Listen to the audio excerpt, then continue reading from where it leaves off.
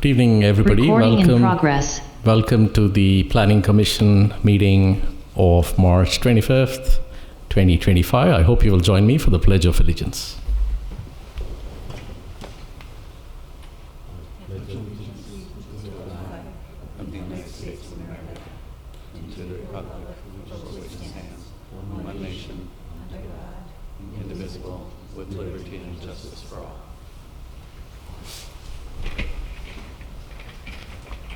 Madam City Clerk, may we have the roll call, please? Commissioner Fung? Present. Commissioner Linskog? Present.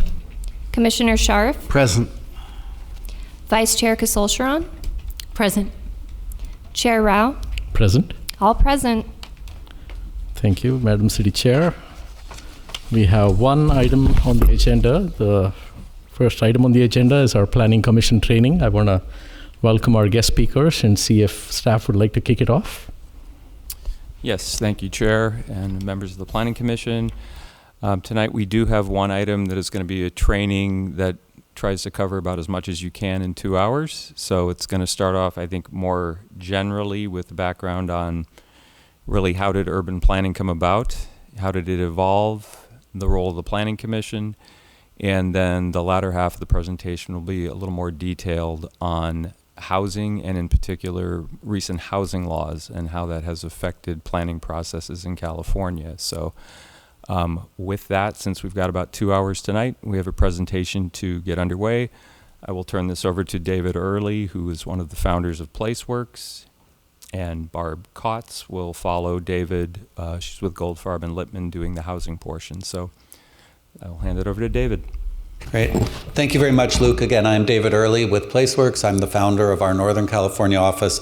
And I want to say at the outset, I understand that many of you were hoping to attend the League of California Cities Planning Commissioner Academy up in Sonoma a few weeks ago. And I am one of the presenters there. And so what I'm going to show you tonight is a lot of what you would have seen had you come to my presentation. So you didn't miss it all, as it turns out. You'll get at least a part of that tonight. We are going to ask you to hold your questions until both Barb and I have finished our presentations. There's a lot of material. We can certainly go back to the slides if you have specific questions, but I'd encourage you to write down any notes of questions you have, and then you'll be able to ask those at the end.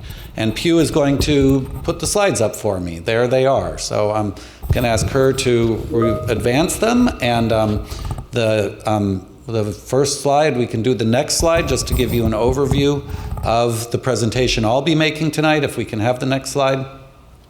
And I'm going to be talking about the source of your power and the city's power to regulate land use. I'm going to talk about some of the regulatory and policy tools that you have in place. I'm going to talk about your role as a planning commissioner and some suggestions of how you all can conduct your business as planning commissioners. And then, as I said, I'll be turning over to Barb for much more detailed information about the housing element. I'm happy to answer questions once we're into the Q&A about any of the items I talk about. Next slide. So land use regulation in this country isn't actually that old an idea, even worldwide. It was really at the very end of the 19th century and beginning of the 20th century, so just over 100 years ago, that we even began to have a concept about land use regulation. And this resulted from what at the time and historically has been called the good government movement, which was seeking to use government to create better society in general. And it was a response in particularly to the very unsanitary urban conditions that existed at the end of the 19th century. And you see a photo here of a bunch of trash piled in the middle of the street in an urban area. I think that's New York City, I'm not sure, but it was a mess in many cities. And there was a desire to rein in some of the excesses of the private market through government regulation. And the Constitution of the United States does give government the idea to regulate what's called with the police power, that's its name, which doesn't have to do with the police force of the city, but the police power is the power to regulate for health, safety, and welfare. And the courts have ruled that that is a power that devolves from the federal government down to the state government and then further to local government, and that as long as local government is trying to regulate health, safety, and welfare, you have the right to regulate land use and other aspects of daily life as well. So some of the key milestones that existed in the set of changes starting in the late 19th century, by 1909, the city of Los Angeles had the first zoning ordinance of any sort in the country, again, just over 100 years ago. It was a limited area that was about industrial uses. In 1916, the city of New York imposed the first comprehensive zoning ordinance. In 1922, the federal government created the Standard State Zoning Enabling Act, and in 1926, there was a very famous constitutional case going to the Supreme Court called Euclid versus Ambler that upheld the constitutionality of the idea of zoning. So that's only 99 years ago right now. And when we talk about zoning today, we often talk about Euclidean zoning. And when I was in planning school, I thought that had to do with some Euclidean construct of the world. But actually, it's not about Euclidean philosophy. It's about the city of Euclid, Ohio, and the fact that they were found to be in compliance with the Constitution, and now we refer to that as Euclidean zoning. So today, we have quite a number of land use regulations in the state of California. California has some of the I would say the best, but also the most complete, and some would say egregious sets of regulations about planning in the nation. My company, for example, doesn't even try and work in other states. We focus just on California because the issues here are so specific and so unique to California. And despite all those rules and laws, Barb has on her desk all the California planning laws, which you can see how thick they are when you look at them all together. But in all those volumes, there's actually only two types of plans that are even defined in the law, and those are called general plans and specific plans. And I know you all use other types of plans here also, and we'll talk about those. But legally, the state law only defines these two types of law. The general plan lays out your overall vision for future development, how you're going to both allow development, but also allow for conservation and maintenance of community character. And then the specific plan, which is a set of development standards applied to a more particular geographic area within your jurisdiction. The zoning goes to implement those two types of plans, the general plan and the specific plan, and obviously you have an extensive zoning code here as well. And there are many other types of planning documents in various jurisdictions called master plans, area plans, vision plans, and so forth, but these are not defined in the law in any way. So sometimes somebody will call me up, a potential client will say, do you think I should do a specific plan or a master plan? And my answer is really, I don't know, because I don't even know what you think of as in a master plan. That's different from one community to the next. So it is important for you to understand that only the general plan and the specific plan have particular guidance around them, and all the other plans can be whatever you feel is appropriate. So if we can have the next slide, this does show you sort of the interaction among those plans. The general plan you can see at the top of the pyramid being the most long-term document and the most general document, and going into varying levels of specificity and detail through specific plans, things like coastal plans, your zoning, your design guidelines, and down to very short-term things like implementing a subdivision map or a development permit, a conditional use permit, and so forth. Those are much more detailed and much more site-specific. So this just shows you that range. The general plans are what we as planning practitioners call the bedrock of California planning. The Supreme Court once ruled that they are the constitution for planning, development, and conservation. And one of the things I like to say is that just like the U.S. Constitution, unlike actually the California Constitution, but in the U.S. Constitution, you don't have every law in place. You have an overall framework, and then there are many other laws that support that Constitution. And the same is true of the general plan. The general plan, although it may be several hundred pages long, is only laying out your basic vision and your basic concepts, and there are many other specific types of regulations that exist in many other ordinances and regulations that you have that add specificity there.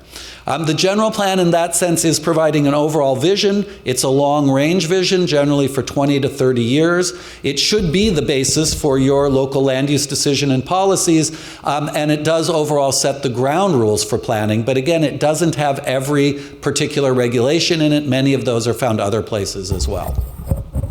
Next slide. State law does require a total of 7 elements in the general plan. They're called elements because you're actually not required to have them as individual chapters or to use that name. You just have to have them covered somewhere. Your particular general plan does have a land use element, a separately adopted housing element, and a mobility element. Your other elements, the ones on the second row that are also required, there's a requirement for a conservation element, which you do within your environmental resources and sustainability element. There's a requirement for an open space element, and that's taken care of by parts of your recreation and community services element. And then there are requirements for both a noise element and a safety element, and those are contained in what you call your health and safety element. So you have 6 elements there, and then you have one additional optional element. State law allows you to have any other elements you want beyond those 7. You have one more, and that's called the public infrastructure element. So like state law, you have a total of 7, but one of those that you have is not a required one, and the way you end up still at only 7 is that you have 2 combined into a single chapter as well. But that gives you an overview there. Your general plan, we can go to the next slide. Your general plan is laid out in a way similar to many general plans that we work on at Placeworks. Your general plan has goals at the topmost level that tell what your desired outcome is for any particular issue. It then has a series of policies that are intended to guide action, both of staff and developers and your commission and ultimately the city council.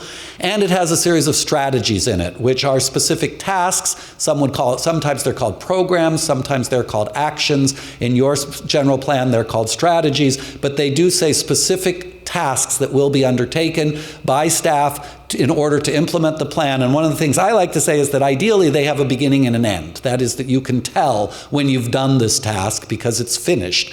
Sometimes you might see programs in a general plan that are more ongoing, but it's nice if those tasks or actions can be finite and finishable. But that is the overall goal, the overall organization that you have in all the elements of your general plan. Next slide.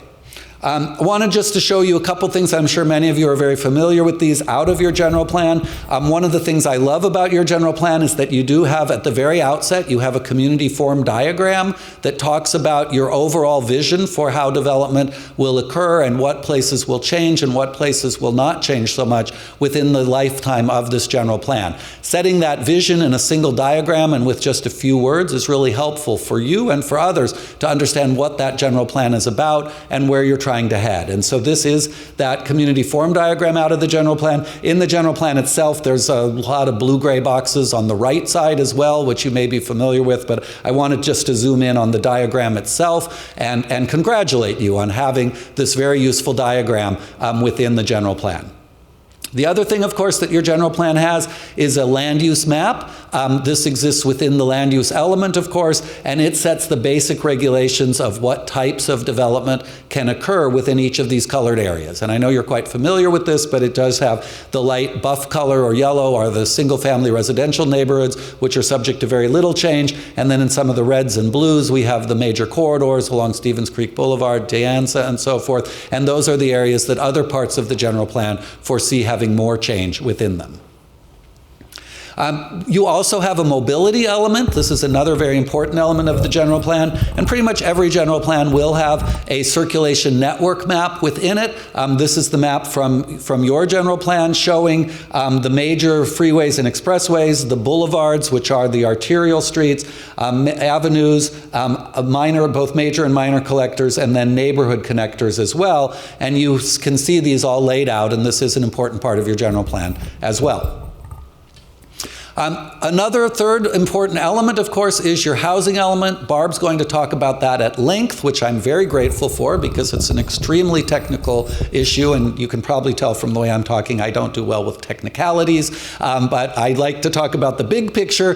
The big picture on the housing element is that it does have to, by law, be updated every 8 years. Every 8 years, the state gives a housing allocation first to the Bay Area region as a whole. The Bay Area region divides that up among 100 cities and 9 counties. You get an allocation. Barb will talk about that. And then you have to write a housing element that fulfills that housing allocation, and that's by law.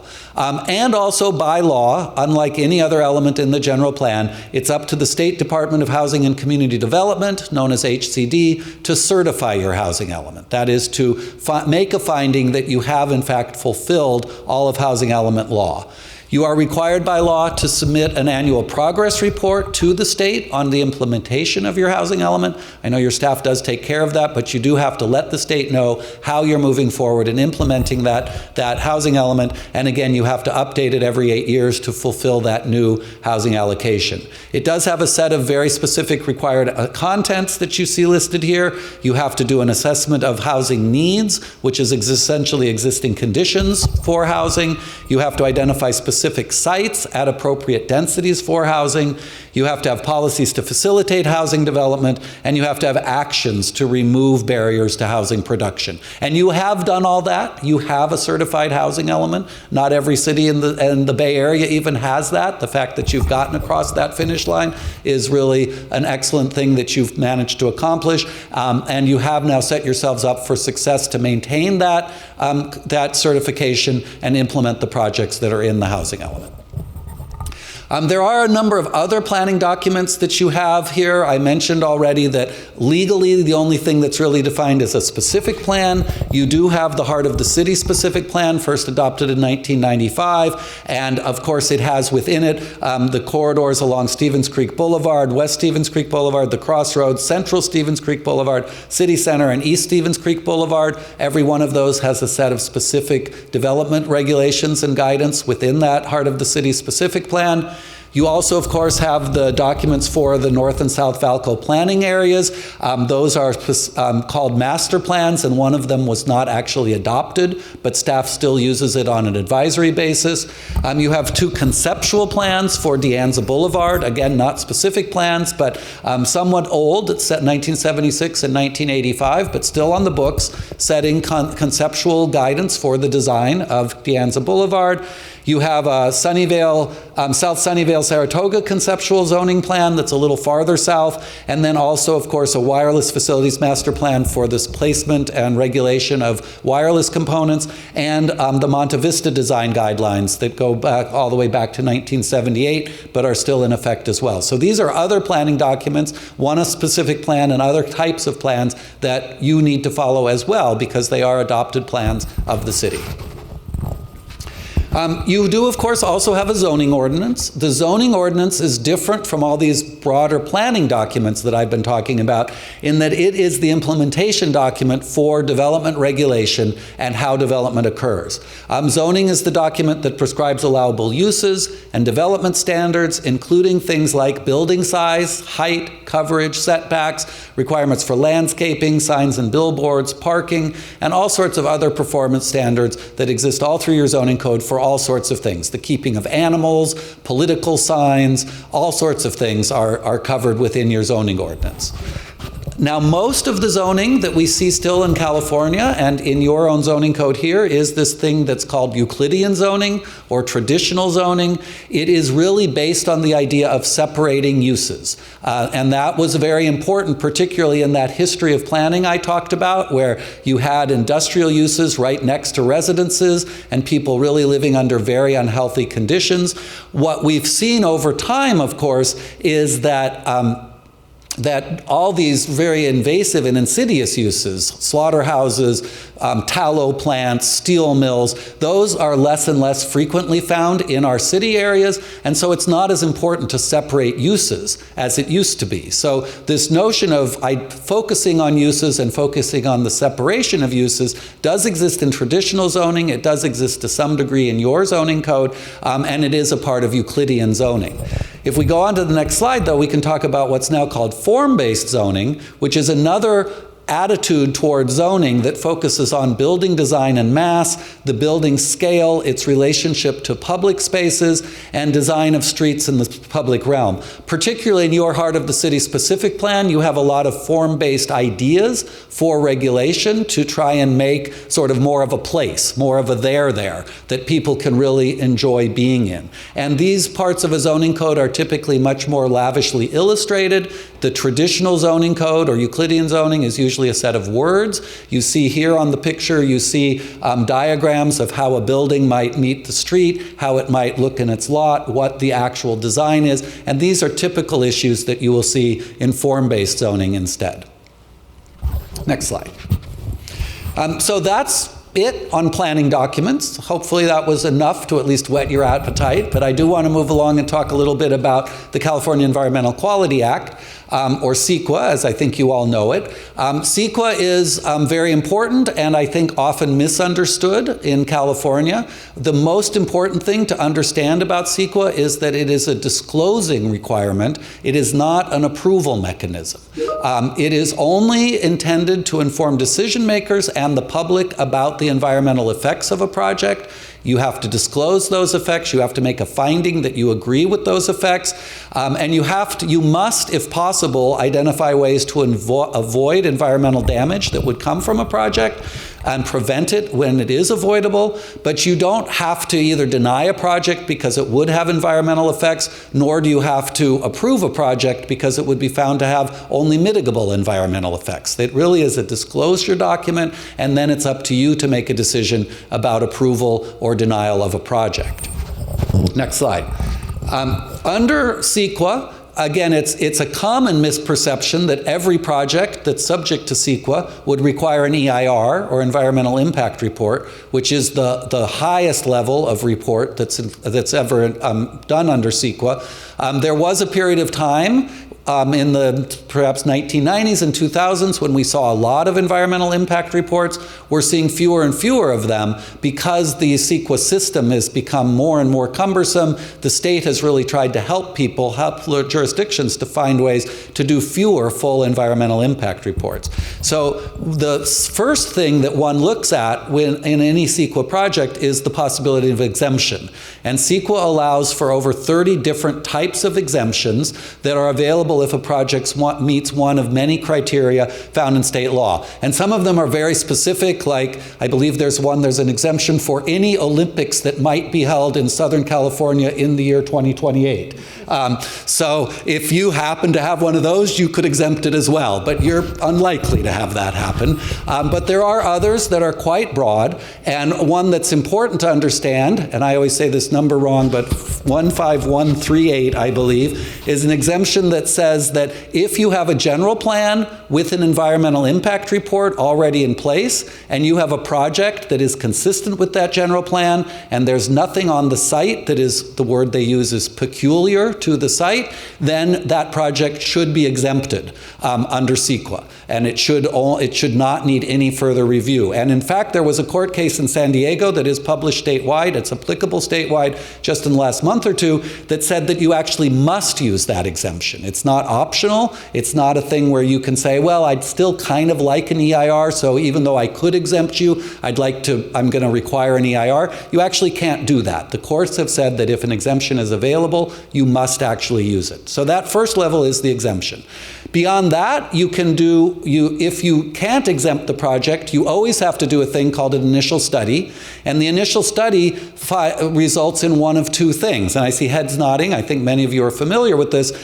Under many cases, the initial study would result in what's called a negative declaration or a mitigated negative declaration. And these are documents, they're called negative declarations, not because we're in a bad mood today, but because they negatively find that no EIR is needed. So it's a negative declaration because you do not need an EIR. And the reason you do not need an EIR is either in a simple negative declaration, you find that the project would have no significant effect on the environment as proposed, or a mitigated negative declaration says there could be an environmental effect, but we can add some mitigation measures, and that will then avoid any substantial environmental impact. And so in either of those cases, whether you add mitigations or it's just a simple negative declaration, in both cases you use your initial study to find that no EIR is necessary.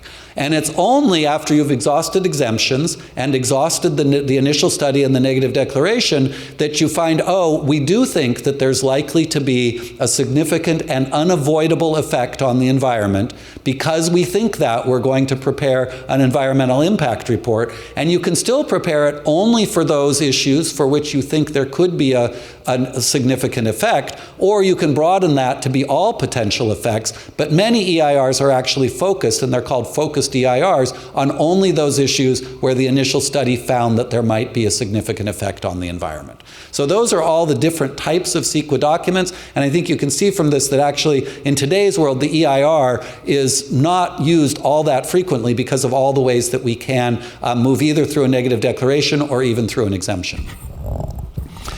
So with that, I do want to talk now about your role as planning commissioners, and begin by just laying out the two basic things that you all do. And I'm sure you're very familiar with this. You've been doing it for a while, but it's important just to keep these two different functions that you have in mind. The thing you do kind of first, if you will, in setting the table for planning is that you are the commission within the city that recommends to the council regarding long-range planning. And this is what I refer to as a legislative function. You are making the rules. You, along with the city council, are passing regulations through a legislative function to create plans, the general plan, the zoning code, and to both amend those documents and approve those documents as they're proposed. And that's where you set the rules through your legislative function. Now, once you've done that in that long-range planning function, the other function you have is what we call a current planning function, which is project-specific. This is an adjudicatory function. It's one in which you are looking at the rules that already exist, that were passed by you and ultimately the city council, and you're limited to looking at those rules and making a finding about a project, either to approve it or to deny it, based on the rules that are already in place. To do that, the first thing you do actually is you look at a CEQA document, if there is one. You look at the exemption if it was proposed by staff, or you look at the initial study, the negative declaration. You certify that, or you certify a full EIR. Certifying that document doesn't mean you're going to approve the project, but you can't look at the project until you have some environmental finding that's legally valid. Once you've done that, you can review a project, and then ultimately you can consider approval or denial of a project. It's important to understand that that overall current planning function is really limited in general to discretionary projects that come before you because your codes say that there's something that you have to make a finding about as a commission. There are many projects today, particularly in housing, because of the way state law has changed over the last several years. Many projects are now what we call a ministerial project, which is to say that they can generally be approved by ministerial actions without your discretion, generally at the staff level. Now, here in Cupertino, there are times when ministerial projects come to your commission, particularly for review of objective design standards, but that, as staff has explained it to me at least, that's really a function for you to help make sure that they are meeting the objective design standards, and it's also a way to make sure that the public is aware of a project, but you cannot bring up other issues about the project if it is a ministerial project, you have to approve it, and the only question is to make sure that it does follow your design standards. And again, to make any of these findings, when a project comes to you, you have to make all your findings based on your adopted plans and regulations, so you have to be able to point at a regulation and say, this is a part of the project that's not consistent with our regulations, this is the way to change it, and either the applicant has to change it or the project will be denied. And you do have to provide the opportunity for the applicant to change the project as opposed to simply denying it without a further discussion. So those are a set of sort of regulations, if you will, around that current planning function that you have. So going from here, I just want to have a few more slides about the other parts of your role as a planning commission. I've just now concluded the part of the presentation that I gave up in Santa Rosa a few weeks ago, and I was very happy to have Seema Patel, who some of you may know. She's a planning commissioner nearby in San Mateo. She's an extraordinary woman, works at Google and doing something that I don't even understand what it is. She's like the lead for local experience or something. She said the job, and I was like, what does that even mean? But if you work at Google, you can have, probably 3 of you work at Google. But my sense is if you work at Google as an executive, you have a title that average people don't understand. And Seema's one of those people, but she's a great speaker, and she was really good at helping planning commissioners, I think, to understand some items about their role. So I'm going to switch into some slides of hers, and we'll take the next one. She also chose these beautiful little memes that you'll see on the right side in every one of these slides. Her first piece of advice is be sure to follow the rules. I think all of you are aware of the Brown Act that prohibits you from having offline discussions among yourselves, even in what's called serial order, where 2 of you talk and then one of the 2 of you talks to a third person. As soon as you get to 3, in any configuration, even if it's not all of you together, you have violated the Brown Act. So you just need to be very careful not to do that. You need to be very mindful of due process. Make sure that you don't form an opinion or publicize an opinion that you have about a project or a code to be adopted until you're looking at it from the dais. Make sure that you do follow your parliamentary procedures. They help meetings to work very well.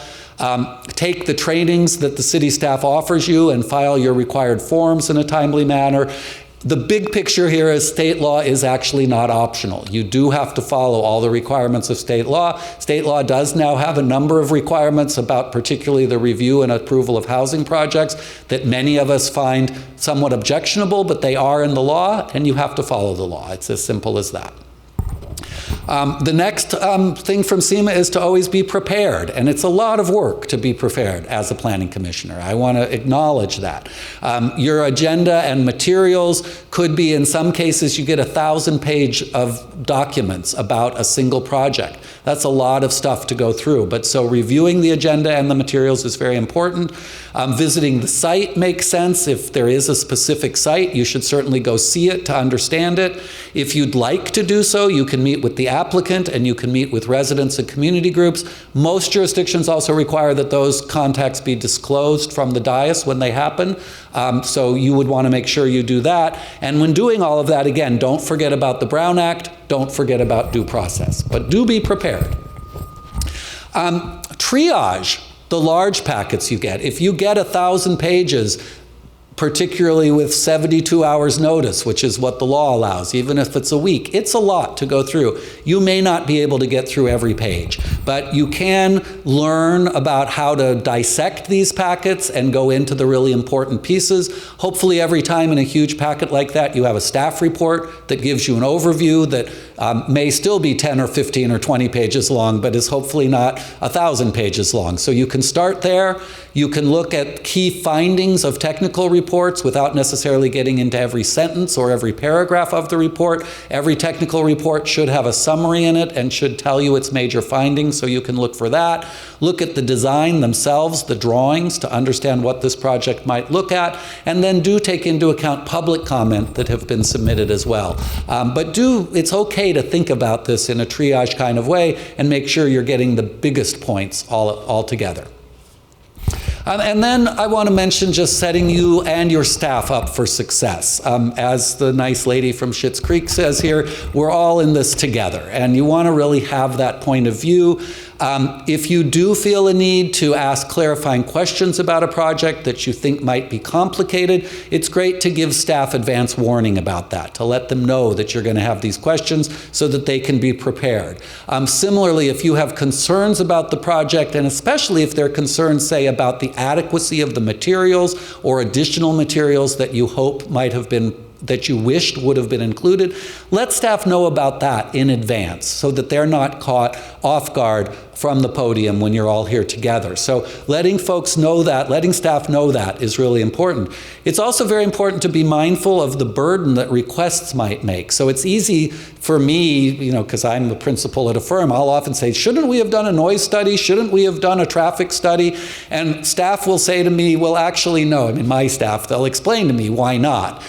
And I need to watch myself that I just don't say to my staff, can't we just go do this other report? I need to listen, why has that report not been done? So similarly, if you all have questions and wish that some additional analysis were done, an additional report, something else, you might ask about that, but it's also important to understand that staff may have a good reason for not having done it.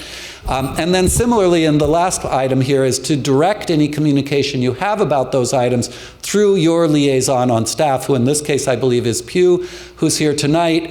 If you have requests of the planning staff overall, go to her. She will then send them out to other places, as opposed to going to a staff planner or a person who's reviewed the project. That person on city staff is not necessarily the person that Pew would ask to address your issue. So all your issues should go through her, and then she sends them out to other folks. Next slide. And I think we're getting to the last one here, and this is about our personal opinions in decision making. It's really important, again, to understand that your job, particularly not at the legislative level, but at that adjudicatory or current planning level, your job is to interpret and enforce the existing regulations. You actually don't have the legal prerogative to put different regulations in place or different requirements on a project. So you have to base all your findings on city regulations. You have to be objective, you have to be data-driven, and you have to provide very clear and solution-oriented feedback. That's the only way that the process can move forward. So you cannot be like the Big Lebowski here, who says, yeah, well, that's just like my opinion. You have to actually base it on the actual code and actual findings that you can make based on the code and the regulations that you have here in the city. And that is the end of my presentation. Thank you all for listening. If you do have questions, I'll be happy to answer them later. And for now, I'm going to turn it over to Barb, who's going to talk about much more complicated things than I just did.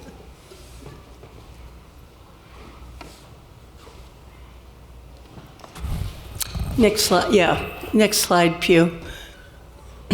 Or the first slide. So we have a whole section here in the housing laws, because looking at housing projects is completely different from looking at every other kind of project that you might consider. By the way, you have to excuse me. I picked up a cold from my granddaughter.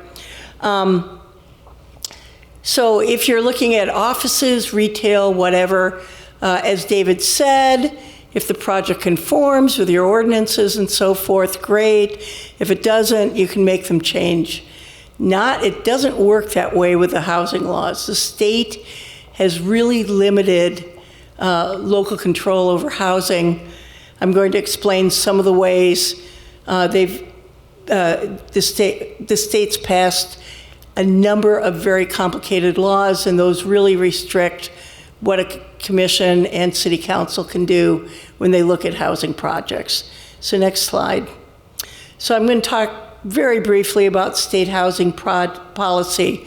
I'm not getting into details about the housing element, but some key results of the housing element.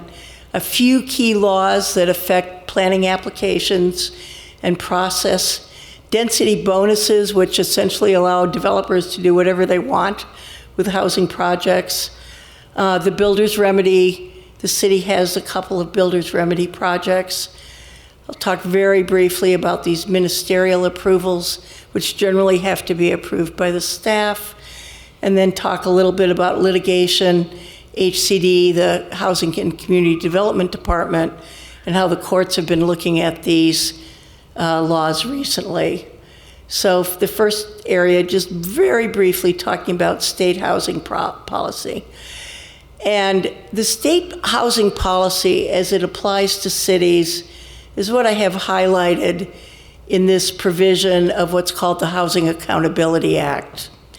And it says the legislature's intent is to curb the capability of local governments to deny, reduce the density of, or render infeasible housing development projects.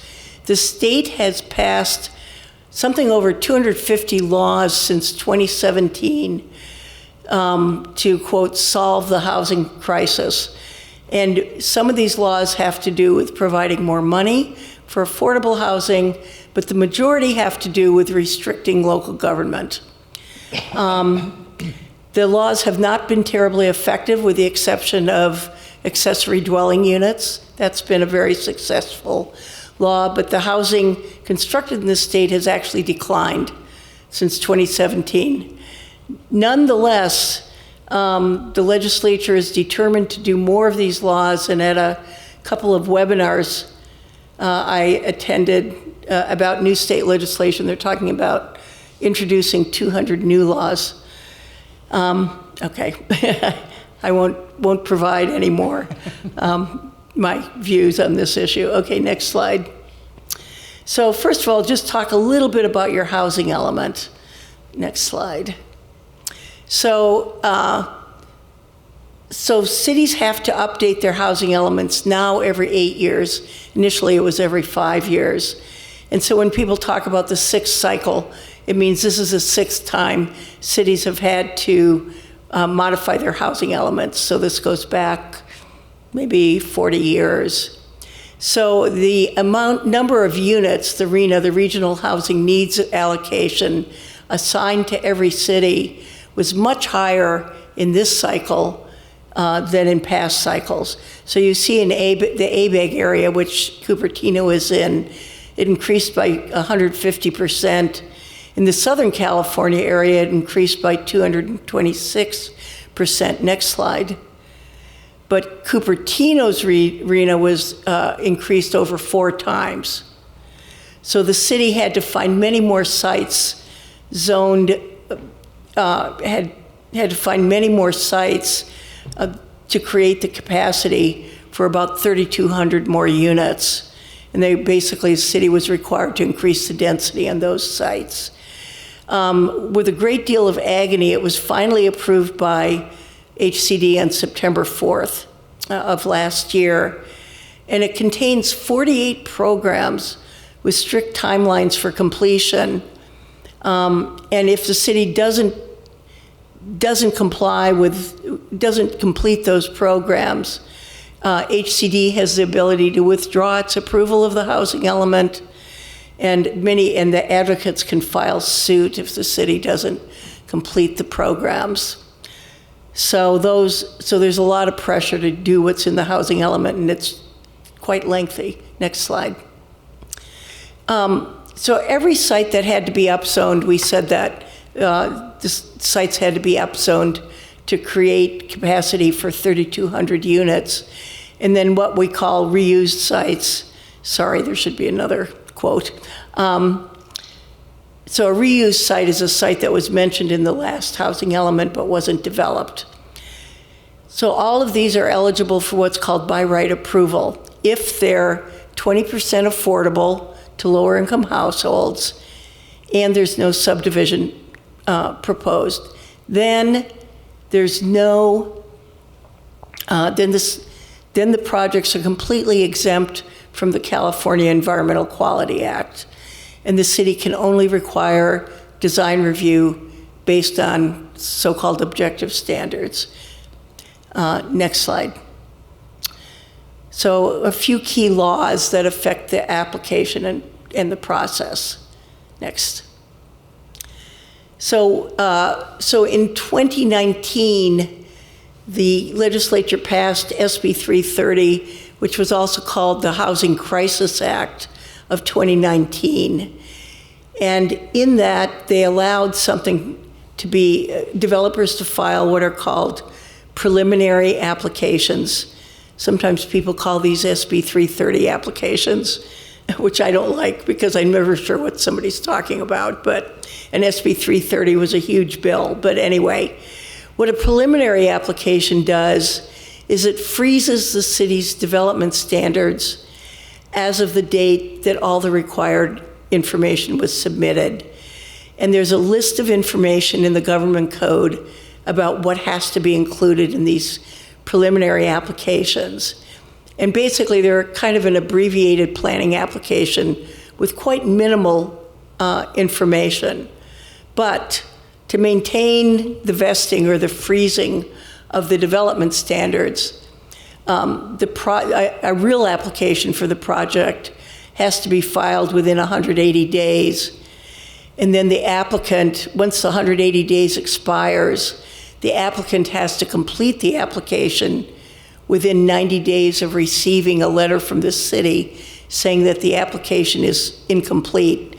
Now, I wrote here, the meaning of this is the subject of current litigation.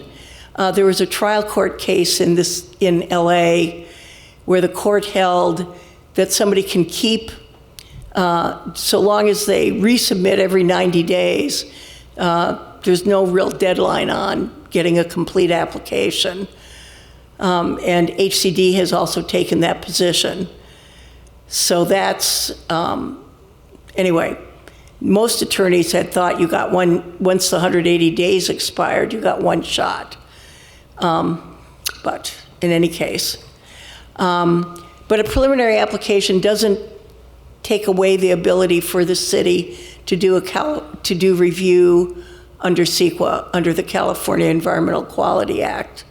And you can apply, despite this freezing of standards, conditions and ordinances that would mitigate environmental impacts. Next slide. Some other key processing provisions is that once an application's complete, the city must notify the applicant, must send the applicant a written letter in either 30 days if the project's 150 units or less, 60 days if more, if there's any inconsistencies with city standards. And if something is neglected or isn't in the letter, the project is deemed consistent. So effectively, once the staff sends this letter out, the project, anything that this letter found to be consistent, the project's deemed consistent with, even if the Planning Commission or Council disagree. Now, if the staff said something's inconsistent, obviously that, that the applicant can argue, but that's city's position. But anything that's missed is deemed consistent. These provisions they place a lot of pressure on the staff. They really limit the ability of decision makers to change anything. Next slide. There's also a 5-meeting limit. A project that's consistent with objective standards is limited to 5 public meetings. The only exceptions are you can have meetings before the project's complete. For instance, there could be a study session or a neighborhood meeting held by the city. But meetings not conducted by the city don't count. Projects that require rezonings don't count. And the project's not consistent with objective standards, but under the way the state law is drafted, a builder's remedy project, a project that uses density bonus, are all considered consistent with objective standards. Next slide.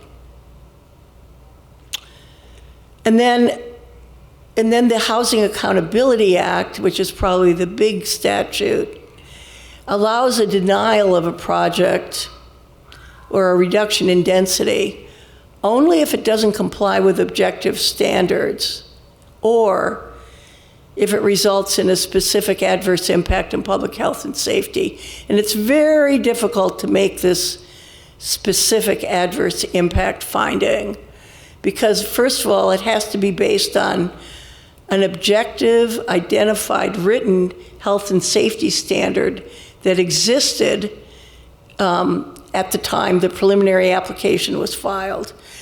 For instance, I've seen people submit studies saying that a project would have an impact on evacuation routes, but if the city didn't have any standards for evacuation time or for what evacuation routes would include, then that's not considered to be a specific adverse impact.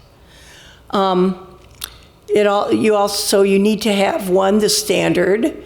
You need to show that there is an adverse impact, and you have to show that the impact can't be mitigated, except by denying the project or reducing the density. Projects, as I said, are still subject to review under CEQA, but it's very difficult. If the project is considered to comply with the objective standards, it's very difficult to deny a project. Next slide. So density bonuses, next slide. So density bonuses basically allow developers pretty much to, I shouldn't say this, but I will, pretty much to ignore your zoning standards, your general plan standards, and the density that you've set up. That's how density bonus law is set up. Now remember, this only applies to housing projects, doesn't apply to offices, retail, hotels, other kinds of uses. But once a project includes as little as 5% affordable housing, now your affordable housing ordinance generally requires 15 to 20% affordable housing. So then the projects are eligible. Then they're entitled to receive a density bonus of at least 20%, or I'm sorry, for moderate, it's less. But for low, if it has 5% very low income housing, it can get a 20% density bonus. It can also get a bonus of up to 100%. It's allowed to get what are called incentives or concessions between 1 and 7, depending on how affordable it is. Those are changes that reduce costs. So I've seen concessions requested for things like sidewalks or undergrounding utilities or various kinds of public improvements.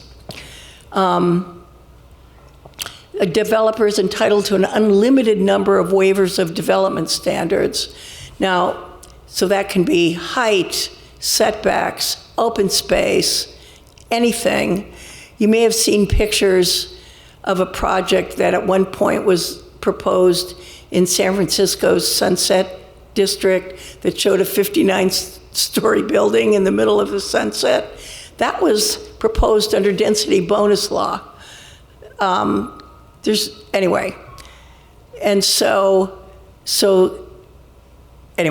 So projects can request unlimited unlimited waivers. And a density bonus project, the way the statutes are written, is considered to be consistent with city standards, even if it isn't. I mean, even if really it isn't, but if it's entitled to waivers and concessions and so forth, it's considered to be consistent. Next slide. Also, developers are entitled to consider the highest density in a range as base density. So general plans used to be written to allow a range of densities, say of 20 to 60 units an acre, and some areas would be zoned for 20 units an acre, and some for 40, and some for 60.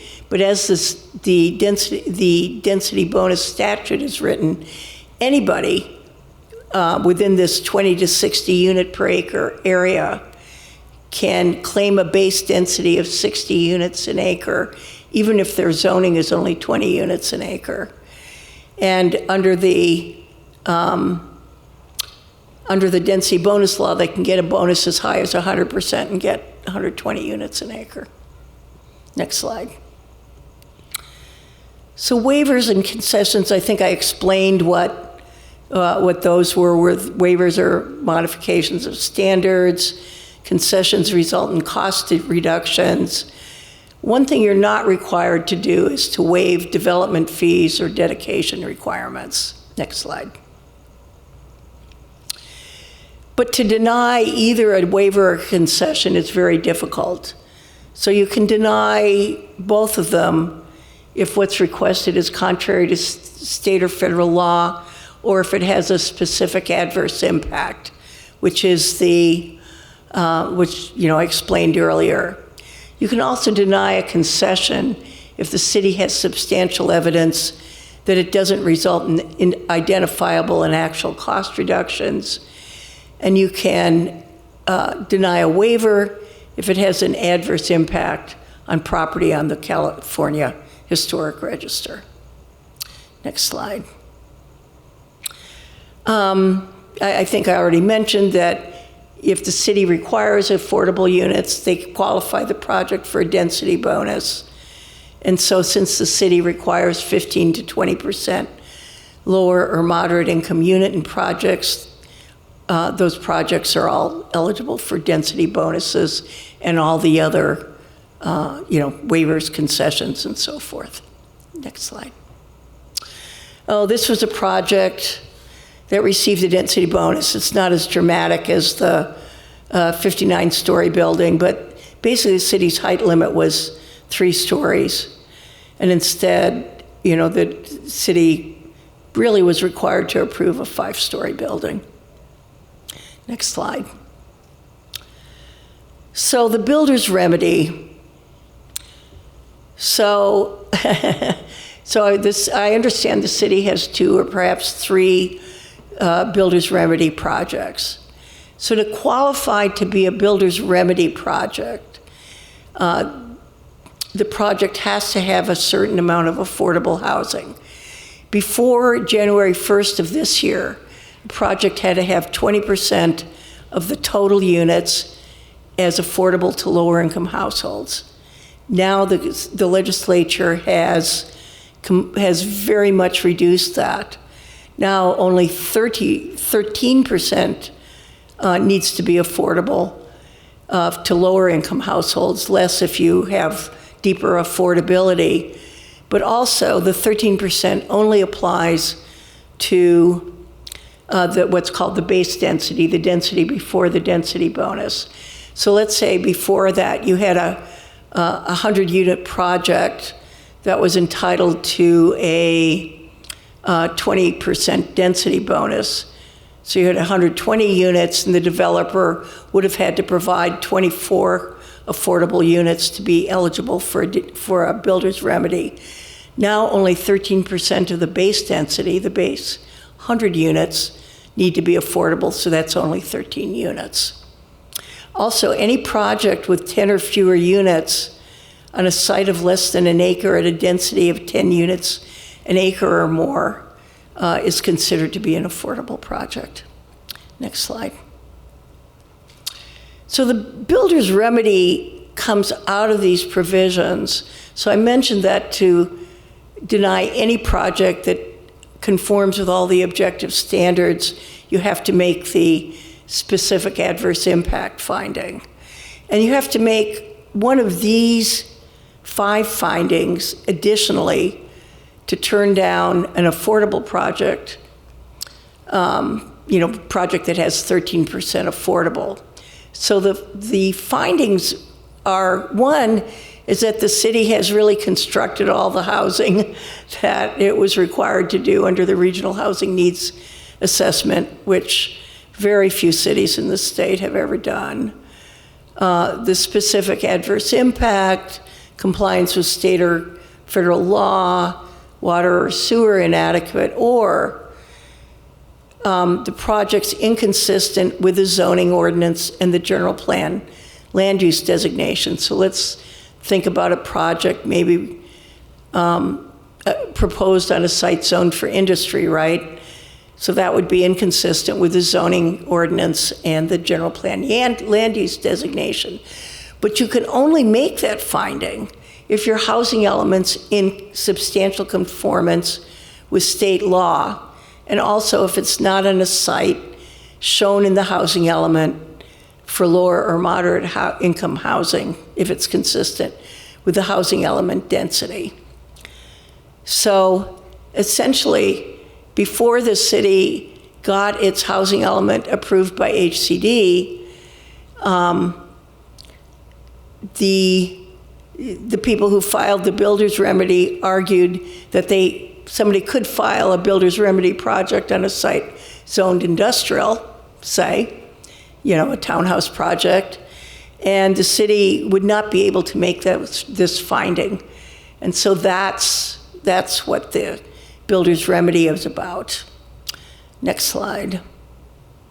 So if you don't have a substantially compliant a housing element substantially compliant with state law. You can't deny a project based on lack of conformance with the city's general plan and zoning, no matter how egregious the lack of conformance is. Next slide. Oh yeah, this before and after. Believe this was in Santa Monica. So the before picture shows, a project that was proposed on a site when the developer thought they had to comply with state law, and then after they switched to the second slide. Next slide. So the legislature has adopted, effective January 1st of this year, modifications about builder's remedy.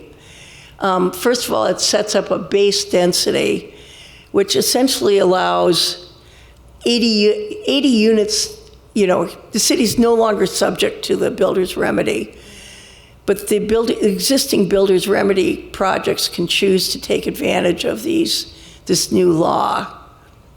So it allows, the way it works, because Cupertino is considered a high opportunity, very attractive area, is that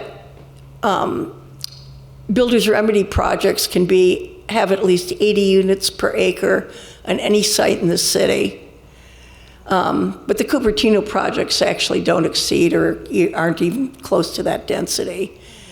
But that can be doubled under density bonus law. Next slide. So what we say is it's very important for the city to maintain HCD's approval of the housing element.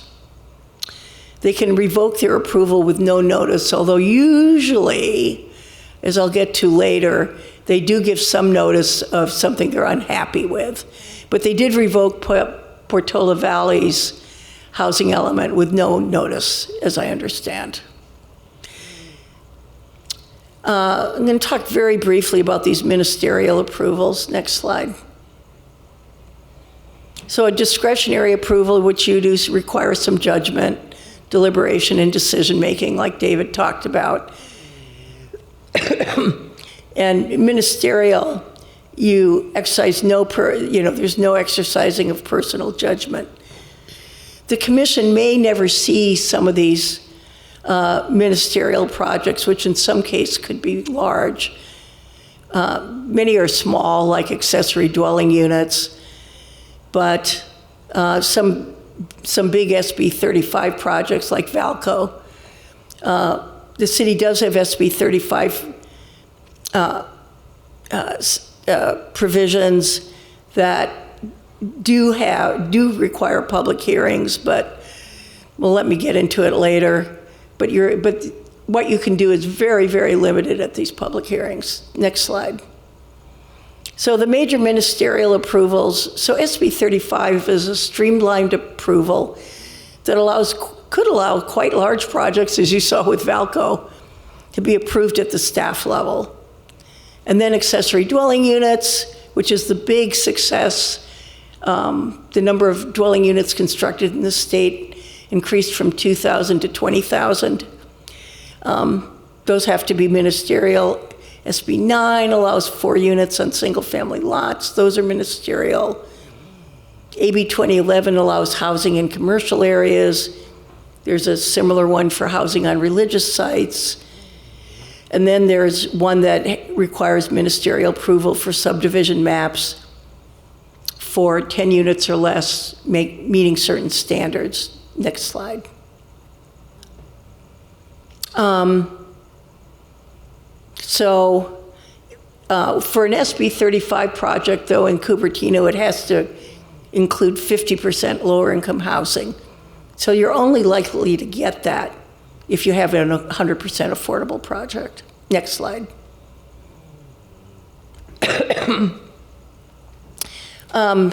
AB 2011 and SB 6, which I don't think anyone's ever used, allow multifamily development in where it may not have been permitted previously, but a developer could also elect to use it even if the city otherwise allows residences there, but it applies in basically retail zones.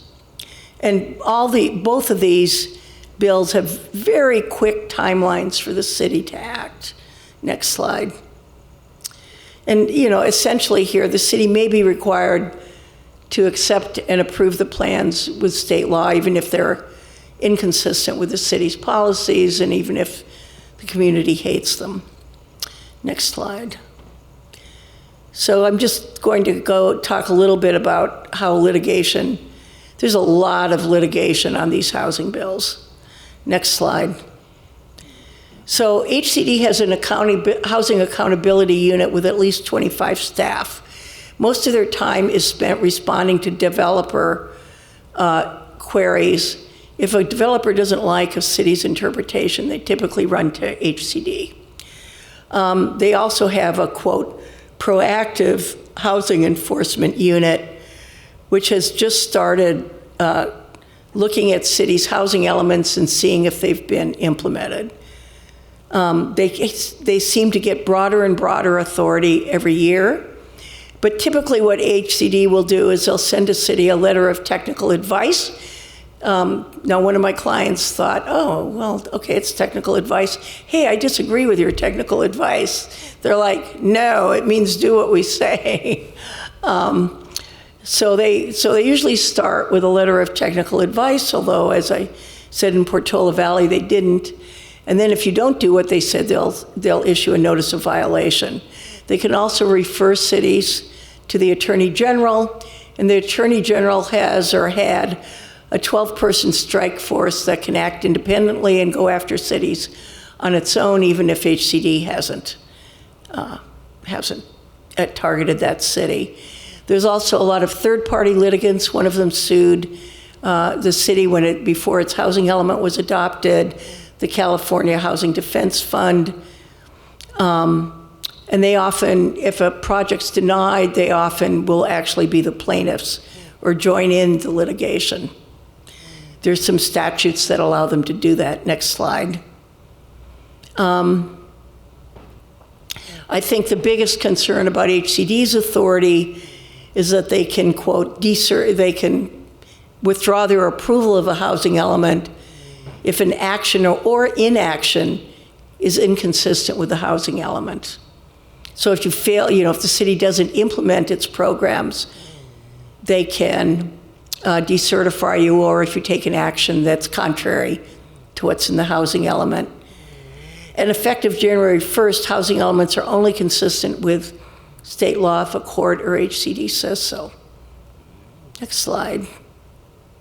The AG can intervene. They have the right to intervene if a city fails to approve a project after getting a court order.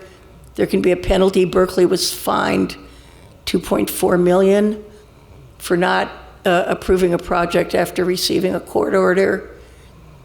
There's also a possible penalty of $10,000 a month from the date of violation if a city's action is considered unlawful or arbitrary. Next slide. And generally, we found that the courts tend to be very pro-housing. There's a lot of language in the legislation, saying the burden of proof is on the city. The courts should act to provide the greatest number of housing units possible. So generally, we found there's very pro-housing. Cities have been winning only in rare cases. And if a city loses, most of the time you're liable for the other side's attorney's fees. Defense costs are high in some of this litigation, and then the possible damages from the AG. Oh, and developers often allege that there's been a taking. Anyway, so it's not a fair. The scales of justice, I should change this, are more like this than like that. And I think that's it. Next, yeah. Oh, what's left for planning commissioners? Next slide. So you can use, there's a case that says you can use subjective standards to apply conditions of approval if they were adopted before January 1st, 2020 and don't reduce the density or deny the project. Now there's some In some cases, the statutes say specifically that you can only use objective standards. But, if it's just a run-of-the-mill project, also you can often use review under the California Environmental Quality Act. But it's developers have gotten much more aggressive. They've realized that they don't necessarily need to be friends with the cities anymore. We see very aggressive letters from developers from housing developers, and that's just the lay of the land right now. So anyway, with that, David and I would be happy to answer questions. Thank you, Barb. Thank you, David. Appreciate the session that went at a whirlwind pace. But let's open it up maybe for commissioners. No questions. Maybe we'll give Commissioner Linscott the chance first. No questions.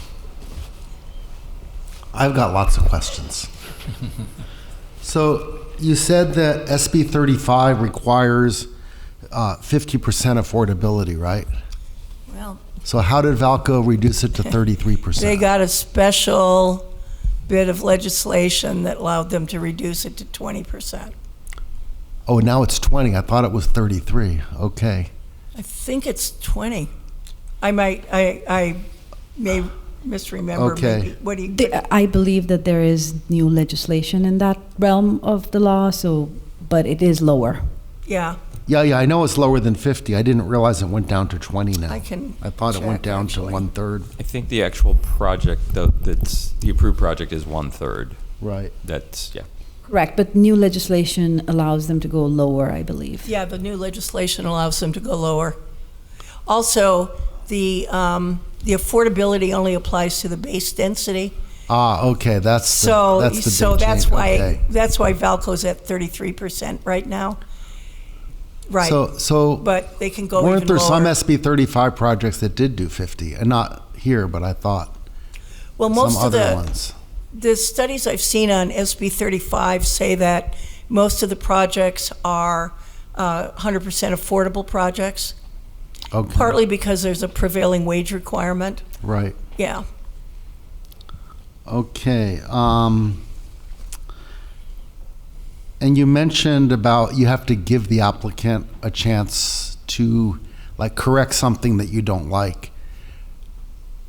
If an applicant applies for a general plan amendment, do we have to say, well, we don't really like this, you have the opportunity to change it, or we can just say, no, we're not giving you the GPA? If the project actually needs a general plan amendment, that's a legislative action, and you can approve or deny. But the statutes, as they're written, often allow the developer to avoid the need to apply for a general plan amendment. Okay. This is a complicated one. If they ask for a GPA, and you can say, yeah, we're really okay with the GPA, except we don't want you to take advantage of this other state law, reducing parking. Or is it better just say no GPA, because we're not allowed to do anything that would conflict with the state law? I'm not, I don't want to give that kind of advice, but I think the only way you could prevent the applicant from taking advantage of another state law would be through a development agreement. Oh, okay, that's good. Yeah, I wanted to underscore that you can do you meaning really probably through your staff, can do any number of negotiations when there's a legislative approval in the mix, and then you can, in the end, come up with a development agreement or some similar agreement that allows you to make a deal. I wouldn't try and do that from the dais. I would use a one-on-one conversation with your staff, and then see if staff can work something out and bring that back later to a commission. Okay. And does SB 33 lock in impact fees? Sorry, SB 330, does it lock in the impact fees at the time of the preliminary application? Yes, except for, let's see, unless your fee schedule provides for essentially automatic increases due to CPI or the engineering news record index. So you can apply those kind of automatic increases, but otherwise they're locked in. Oh, do we have that, the automatic increases? Only for some fees. For Okay. example, the BMR mitigation fee does have something built in. The construction tax has something built in, but not many other fees. Okay. The next one, so builder's remedy can go as low as 13%. Does that override our 15 to 20%? Essentially, yes. The only way you could apply your 15 to 20% would be if you have a preponderance of the evidence that that your affordability requirements would not make the project infeasible, and that's almost impossible Yeah, to do okay. because you don't have the you don't have the financial information. So how would we ever get to like our 57% affordability if we're at 13% or even 20%? I mean, It's like- the state has essentially assigned cities lower income housing numbers that are, there's just not enough money to meet. right. So it's like every city will go out of compliance with the RENA. Well, And- you're not required to actually build the units, but what it will do is that every city will be subject to SB 35. Right. And wasn't there another change to builder's remedy that you can no longer go below the minimum density? Because there were a lot of developers that said, oh, well, I want to build townhouses, but I'm going to use builder's remedy to go below the minimum density. Yeah, in Cupertino, it would need to be at least 15 units an acre. So they can go a little, but you have a much higher minimum density, right? Only for some sites. Yeah, I mean, it would depend what the minimum, but they can go as low as 15 units an acre unless they're near, I think there's something like a rail line, something like a BART line. And what was the SB 9 unconstitutionality, and wasn't there another bill that fixed that? Yeah, I don't know exactly what's happened to the case. So there was a trial court case that said that SB 9 could not apply to charter cities. Okay. So it was limited to charter cities. Because, let's see, I think they said the purpose of SB 9 was to create affordable housing, but there was nothing in the bill that actually Right. required affordable housing. So then when SB 50, I think it was SB 450, anyway, a bill was passed, was it this year? I'm getting confused. Anyway, this year, in 2024, a bill was passed that basically changed all those findings to said, well, we just want more housing. So I'm not exactly sure what's happened to the court case. I know it was on appeal, but clearly that was, that those additional findings were added to try to negate, Right. the lower court decision. And then you mentioned the 48 programs. So what are the 48? Those are not like sites for projects, right? No. They're all like zoning and other Okay. things. Pew and Luke can probably describe them better than I can. Yeah, there's a range of them. They have nothing to do, they're not site-specific. It's Okay. more things like looking at your fee schedule or anything else you could do to further housing production in the city. And if I may add, this was part of the general plan annual report that was that the commission saw. It does list all the programs and Okay. progress on them. Yeah. Okay, and what was the last one? I have one more, but I forgot it. I'll let other people speak, and maybe I'll remember. Probably insert a quick one. You talked about these laws changing over time, 200 new laws coming in and so on. If an applicant had previously secured approval and there were new laws that came into effect, are the laws retroactive? Or if they submitted an application to amend, would the law be retroactive in that case? You mean in the new laws, would an applicant maybe want to change their project? Mhm. It's possible. I mean, every project's different. But yes, somebody could come in and ask for an amendment under the new laws. With the Builder's Remedy project, there's a specific provision that allows somebody with an existing project to change the project to take advantage of the new law, even if they modify their project by more than 20%. Usually, if you modify the project by more than 20% of the units or square footage, you lose your preliminary application. But they've put that in to allow developers to take more advantage of the new Builder's Remedy provisions. But let's say they've had their final application approved, and then maybe a couple of years later, we're looking at an amendment. In general, do you see retroactive applications of new laws? I don't know, I'd have to think about that. Do I, a couple years later, well, let's say, I mean, partly it depends how long. I was just thinking about the wording of that. It just talks about a project that was submitted a preliminary application before January 1st of 2025. So how long does the developer have to do that? Now remember, could they get an approval and then, 2 years later say, hey, I don't really know the answer to that. That's what I'd have to say. And you talked about 13% of base density as the new requirement for affordable units. And earlier you mentioned the base density could be the high end of the range.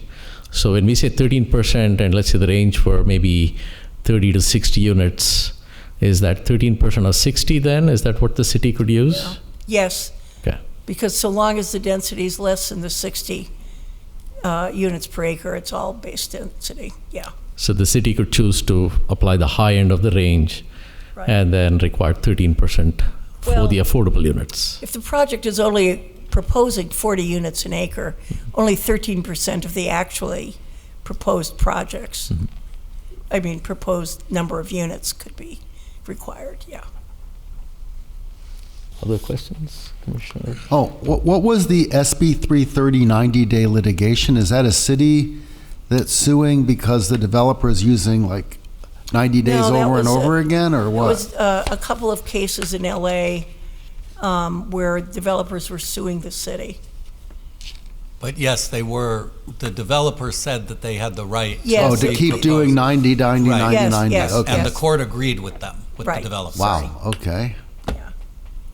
That doesn't seem fair. Vice Mayor has questions? Yeah, thank you so much for the presentation. It was really helpful. I had two questions. One for David. How have you seen cities sort of evolving their general plans? And I'm just curious if there's anything that, Cupertino can consider, any trends? Wow, that's a great question, and I don't know if I have an answer off the top of my head. Just as an example, I've seen, other cities have sort of elements that we don't have. Like, I think there's like an emergency preparedness element or something like that. I don't know if there's trends that you're seeing. Well, one, I do see a trend to try and include a lot of things in general plans that honestly I don't think should be included.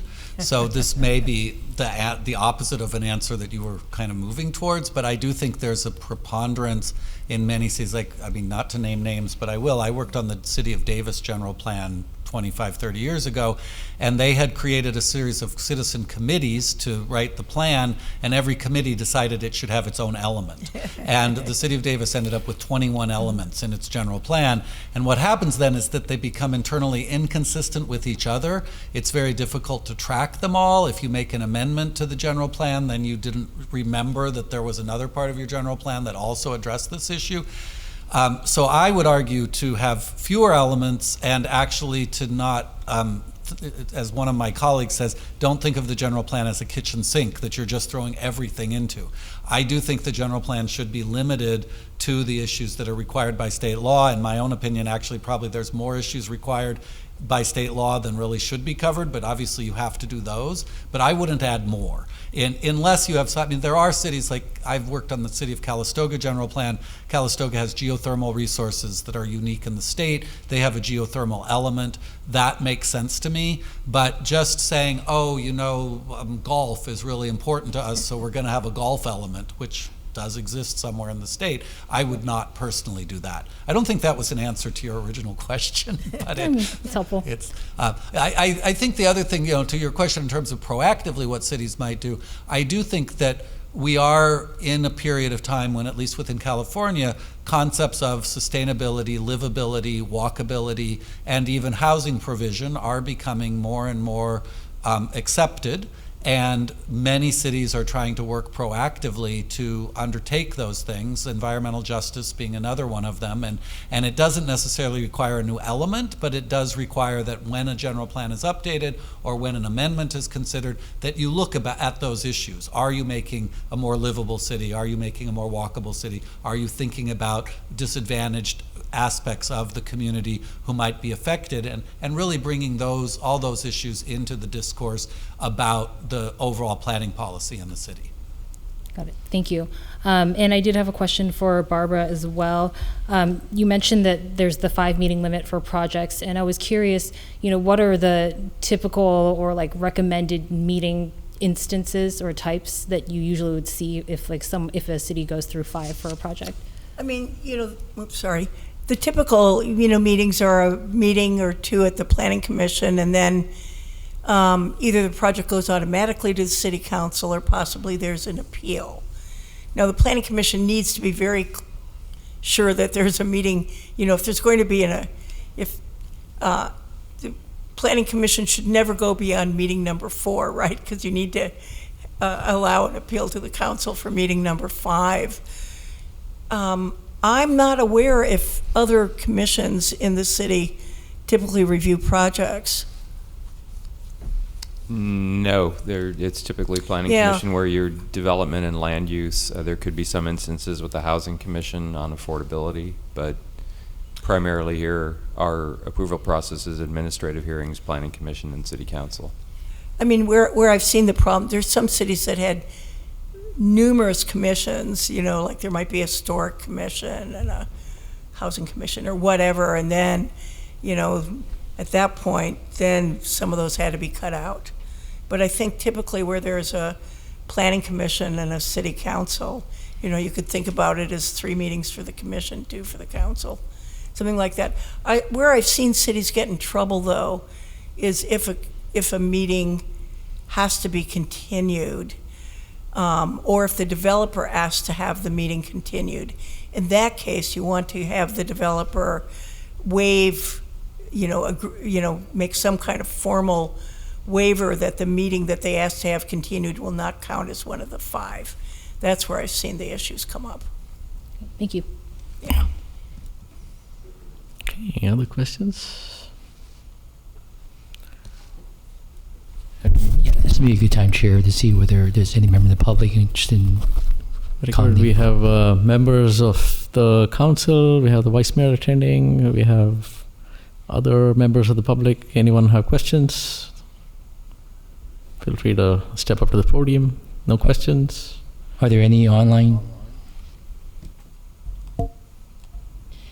There are no hands raised on Zoom. Okay, very good. Maybe we'll go back to another round of questions. You mentioned earlier that the specific adversarial impact is something very difficult to prove. Have there been instances where this has actually been used, and can you talk about them?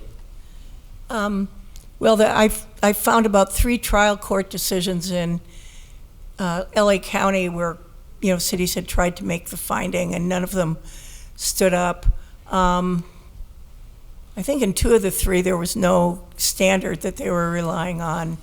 I can't remember why but anyway, there was no standard.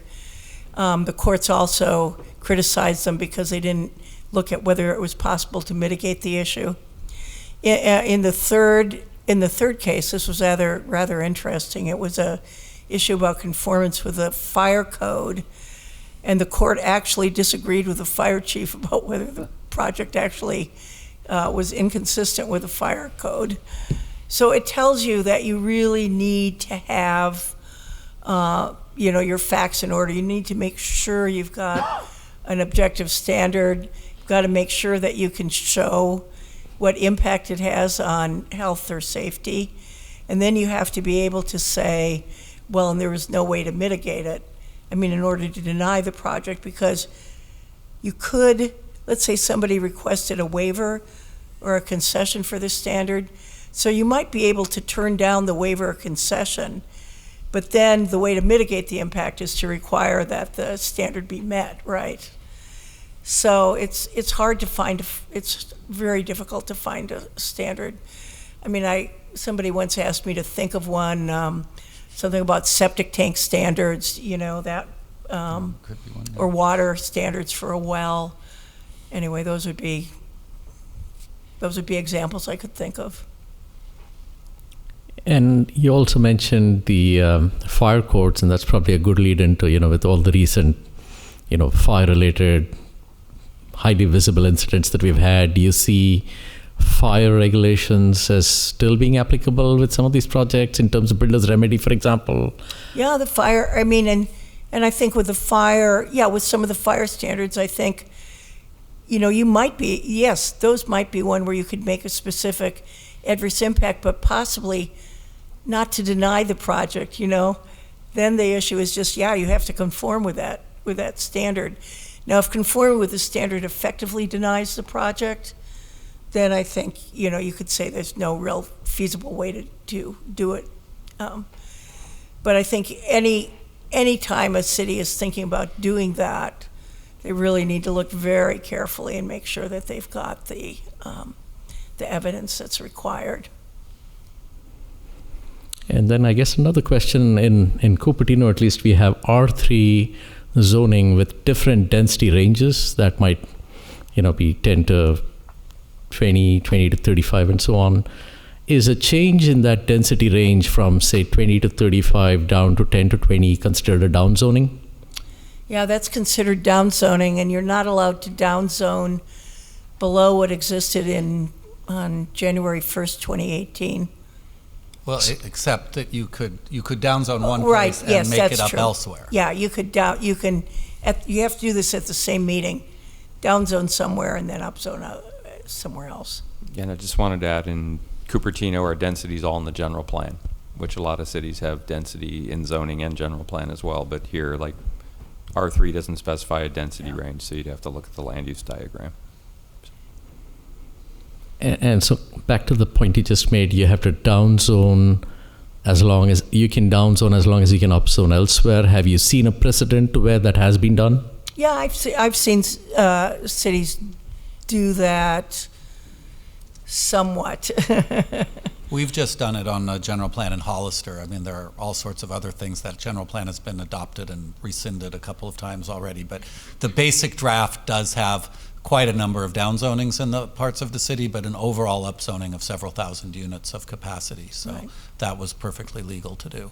And was that done after an application was submitted, because the applicant is eligible to lock in the density at the time of the application? So No, this was just done citywide, and there were no sites that were downzoned that had a pending application on them.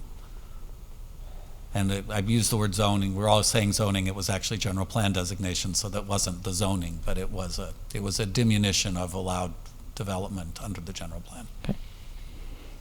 let's pause there, see if there are other questions.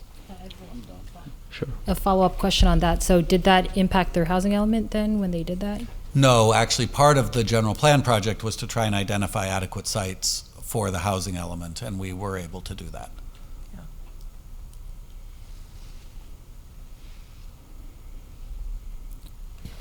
Maybe I had another question here. Go ahead, Commissioner. I actually didn't have any questions. I did want to thank you for the presentation. I think it was very good.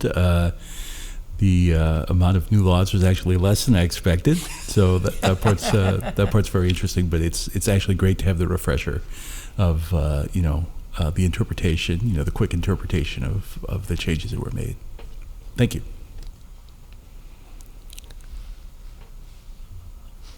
I just want to clarify, though, if there is an existing SB 330 application or SB 35 application, there is no instance in the books of that location being downzoned or being approved for downzoning. Well, you could downzone it, but it wouldn't apply to that specific project. To that Right. application. Yeah. Yeah, Right. once an SB 330 or 35 application has been submitted, it essentially freezes the land use designations at the time of that submission. Unless they withdraw their application. Right. Right.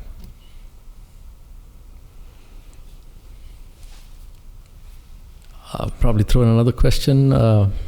you talked about ongoing actions as a part of maintaining housing element compliance, and sometimes we look at it as we've gotten certification of the housing element, we've identified the sites, we've zoned the sites, and we move on to the next thing. So maybe you can talk a little bit about what are those ongoing actions and how are you finding cities sort of tracking their progress on those? You know, I interestingly, I had a conversation with HCD about this, you know, completely separate, obviously, from anything connected with Cupertino.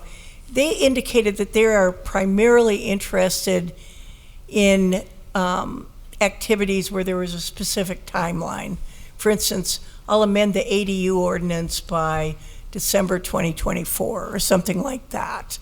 So I think those are the programs that the city should focus on. Also, when the city got its approval letter from HCD, I believe it listed some programs that HCD thinks are particularly important. And I've heard HCD staff say that those are the ones they'll focus on.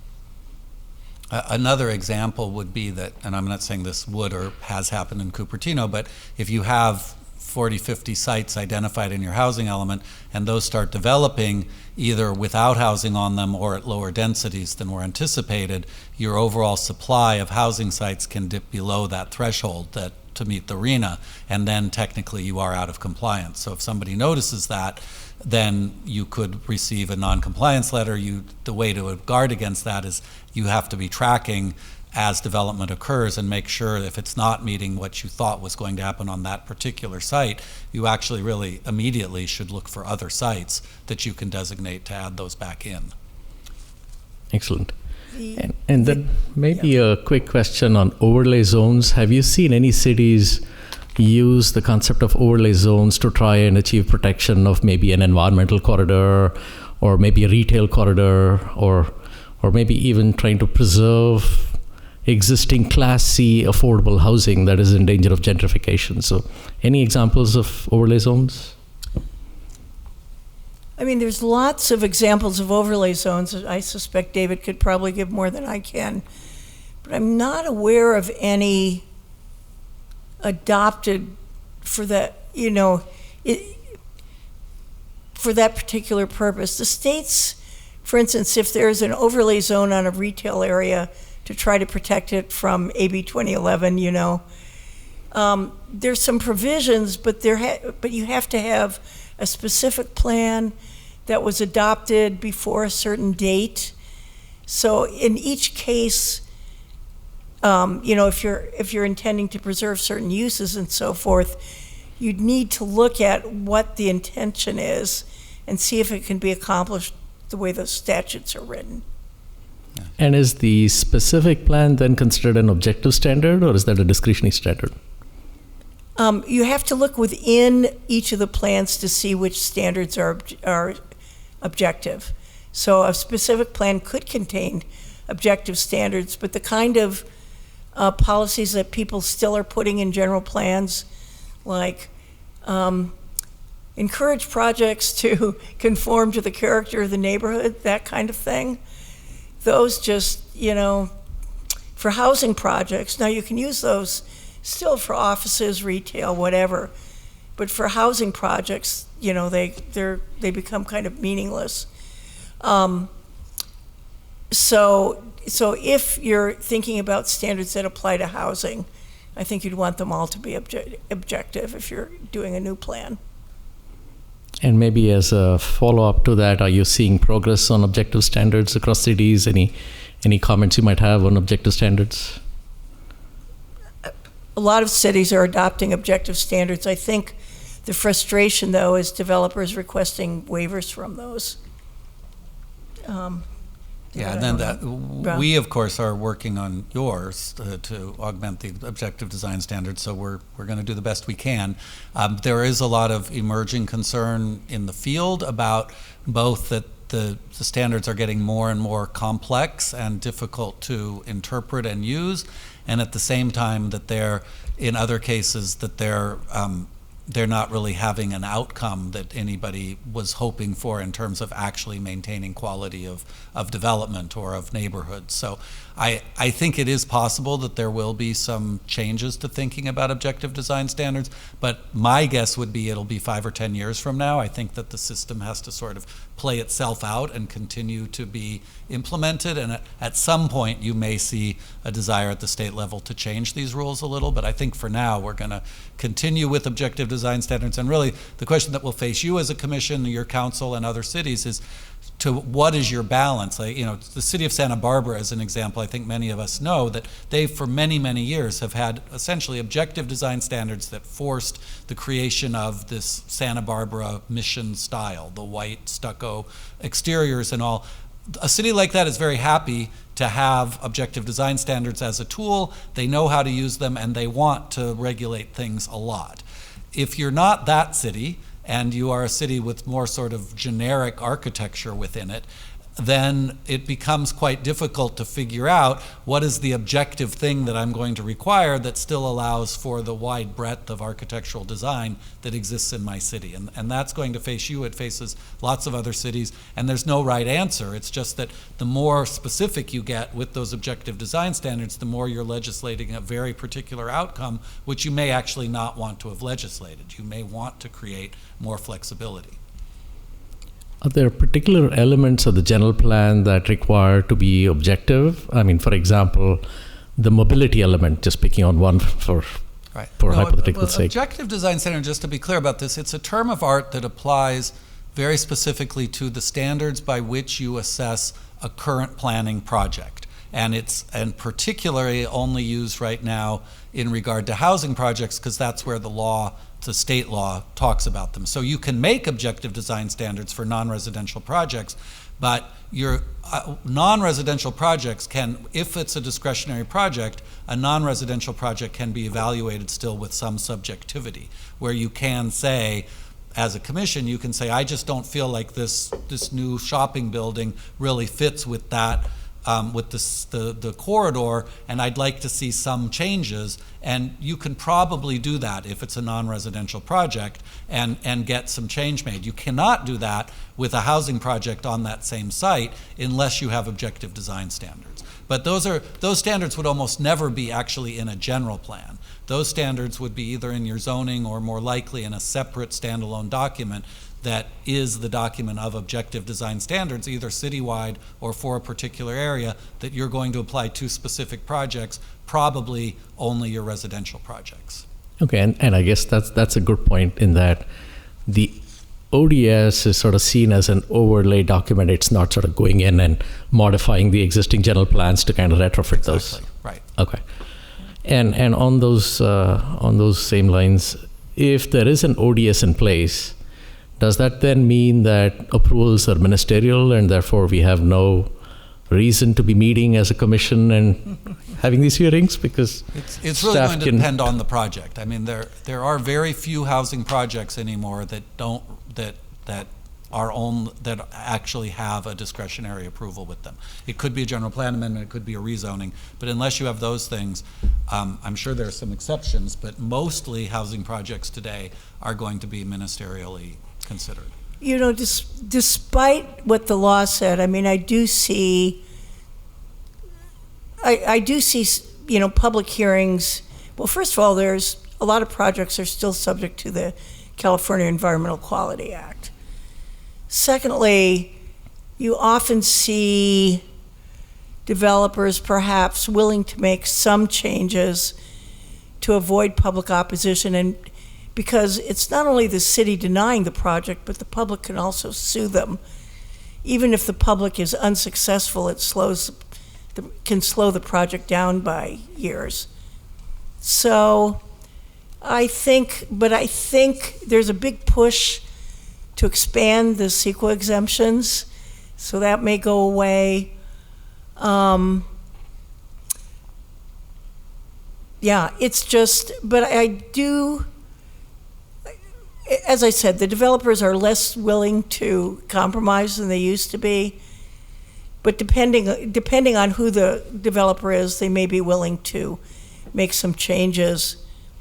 We've often been defending cities that that turn down projects where maybe it doesn't seem the city has a very good case, but the developers have often been willing to make a few changes to settle the case and avoid years of litigation. So, but that's kind of a sad way to think about it, isn't it? You just kind of wish that they would want the development to fit the city. Other questions? Anything that staff would like to add?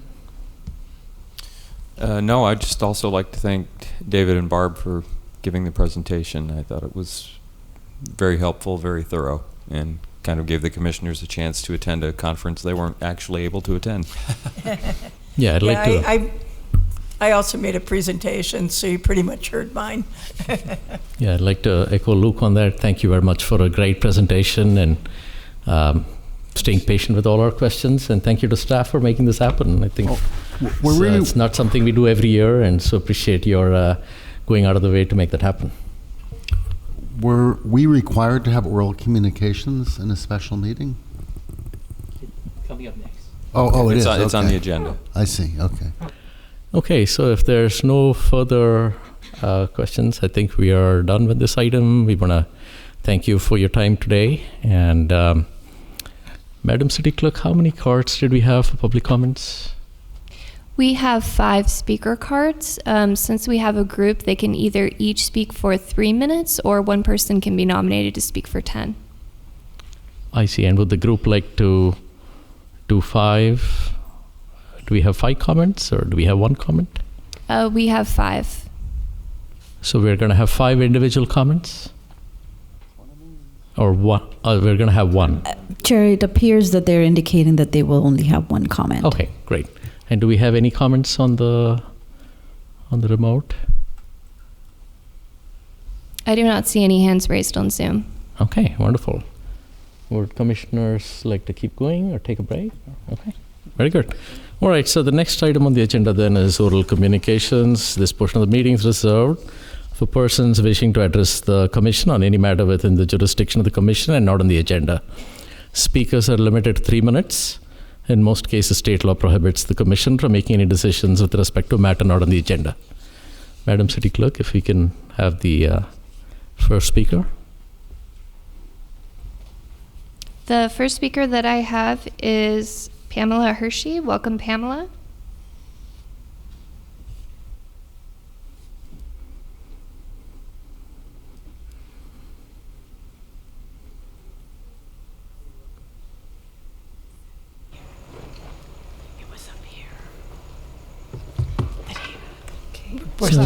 Chair, maybe we can clarify, is it 10 or 3 minutes? And so just to clarify, this will be one combined speaking session for 10 minutes. Correct. Okay, great. Thank you. Can I get some help for connecting the computer? How do I use it? To connect the computer for the presentation? For the presentation. Can we use this? I don't know. It's not going to work on your computer. What did he, I'm not sure what he Let's did. see.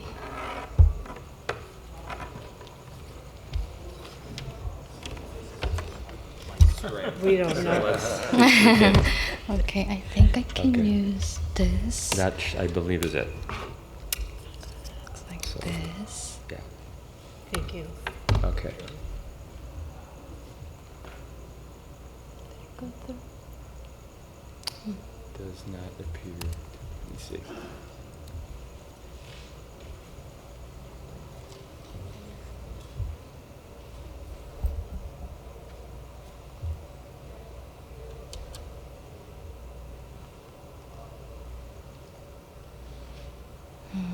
I don't think so. No, it's the display here.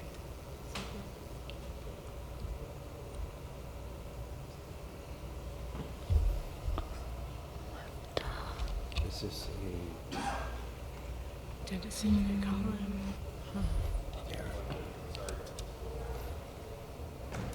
No, it's not about the computer, it's more about the connection. Go back to screen. Yeah, that's fine. I can handle it. Yeah, but I And I think we also send the file. I was going to say, can they join by Zoom? Maybe you can join the Zoom. They can share. They can send their presentation to you, maybe.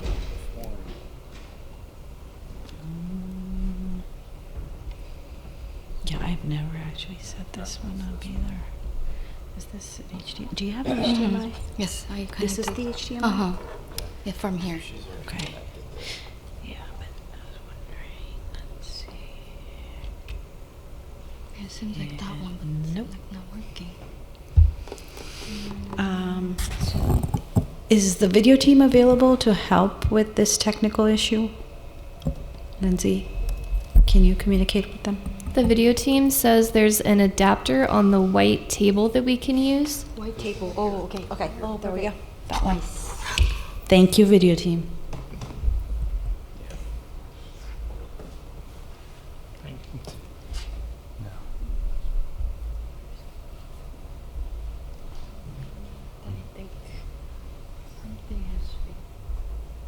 It's your.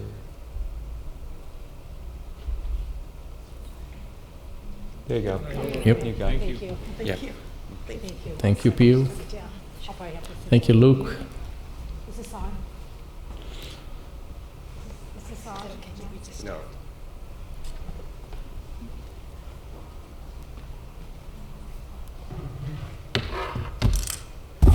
Now can you hear me? Yes. Welcome. Sorry about that. My name is Pamela Hershey, and I'm obviously a Cupertino resident. And thank you for your time, Chair, Vice Chair, members, and also city staff. Thank you for your patience.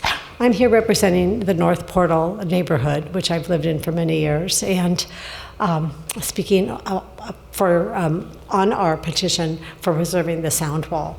As you can see, the first picture is of Auburn Drive, where they are presenting opening the sound wall. That is through the Wolf Housing Project.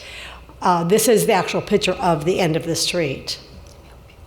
The goal of this presentation is the petition for preserving the sound wall, the status of the petition, the background of it, and supporting facts not detailed in the petition. If you can see the picture here now, these are houses that we've actually have spoken to every person. This were in-person handwriting signatures that we received, 525 signatures within 3 days. Actually, it was over 2 weekends, but 3 days that we had received. This represents 297 homes just in the Portal neighborhood. We did not pass, well, we have people that offered, past Blaney, so it's Portal on. And if you know that neighborhood, this is the dead ends here, which I live in as well.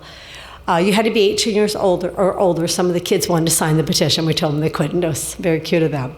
So that is the status of the homes marked just in that area.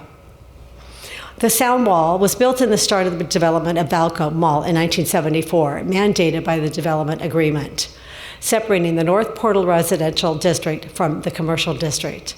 Historically, there's been attempts to open the wall multiple times. As you can see, the red line is the wall that goes almost to 280, and it ends there, not quite onto Stevens Creek, where the old perimeter road was, is the end of it, where I live. The new development, so the Wolf Housing Project, between that and the Rise, there's going to be 3,000 residential units. That's not the people that are there. That could be 9,000, 12,000 residents living in that area, depending on the size of the household. 57,285 in 2023 was the residents of Cupertino. As you can see, that number of people that are going to live just on that corner, and this diagram shows it very well, is 10 times the Portal neighborhood. So you see the impact that we're going to have just across a wall. So, and it's 16 to 21% of all of Cupertino population. So what an impact, a huge impact that's going to have on the city itself. We're taking on quite a bit of traffic and noise and congestion for the city in just that one corner. That's not including the 9.5 million square feet of office space and the 200,000 square feet of retail space.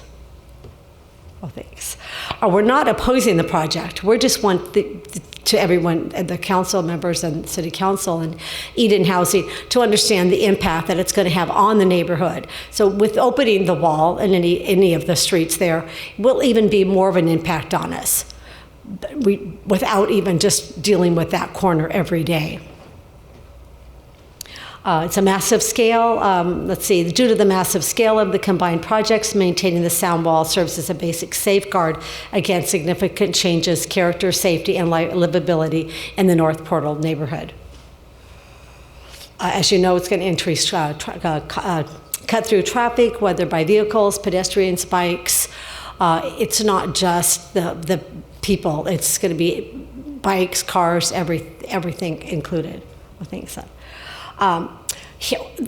The existing alternative connectivity option is the Tamian Inu trailhead has an opening to the wall, opening to the trail on their property, without opening a wall that goes into the neighborhood, which now they're looking at the end of Auburn Avenue because it's near their project of the 4 openings. So it's easier, it's safer to ride Stevens Creek. As you can see, there's barriers that the city put up already for safety, and they can get to the trail a lot easier and safer than going through a neighborhood. Woodrow Housing Project lacks significant parking. As we all know, each home does not have enough. There's not enough for one car for each one of the homes, so they are short. Car spaces, so where are those people going to park if they choose not to walk or ride the bus to work? Preserving the neighborhood, security and privacy is important to us. Sound wall protection, the established covenant that was in place when Valco was first built. We asked the city to reject any proposal to open the sound wall and instead explore alternative solutions that support connectivity without compromising the neighborhood, safety, and character. We request formal documentation and enforcement of the long-standing covenant preserving the sound wall as recognized during the site's earlier development. Thank you for your time. Thank you, Pam. Thank you. Thank you, hon. Thank you. Madam City Clerk, any other public comments or oral comments? We have no speaker cards and no hands raised on Zoom. Okay, very good. And I noticed we didn't have future agenda items, I guess, but maybe it was a special meeting and therefore. Very good. So with that, we come to the end of the agenda. Thank you, everyone. Meeting is adjourned.